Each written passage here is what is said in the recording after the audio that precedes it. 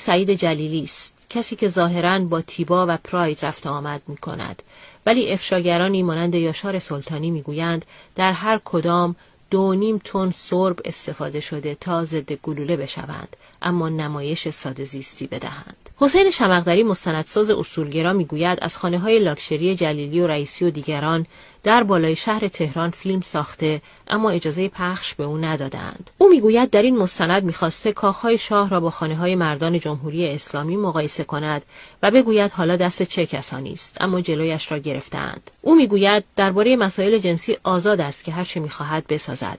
درباره هاشمی رفسنجانی هم که آدم بده داستان است همینطور، اما درباره ثروت جنتی و رئیسی و جلیلی و دیگران نه.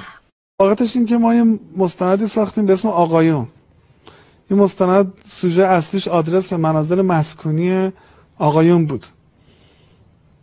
قبلتر اومدن آدرس مسکونی مثلا وزرای دولت آقای روحانی رو گفتن که مثلا سعادت آباد و مثلا دروس و فلان. ما اومده گفت آقا همه آقایون چپ و راست فیلتر شد. حالا گوش کن، توی این مستند یعنی از اعضای بیت رهبری، از آقا وحید مثلا، نمیدونم آقای محمدی و نمیدونم دوستان، نمیدونم آیت الله و سعید جلیلی. خب خونه سعید جلیلی شما میدونی کجاست؟ من نه نمیدونم. خونه آقای رئیسی میدونی کجا بوده؟ من نه مثلا نمیدونم. خوش کنم ندونی بهتر. ما اومدیم همه رو در خونه همه رو در آوردیم. خب بعد دیدیم که خیلی خب 90 خورده درصد اون بالای تهرانن، خط بالای تهران. حالا این ممکنه شانسی باشه، یعنی شانسی همه بالا هستن.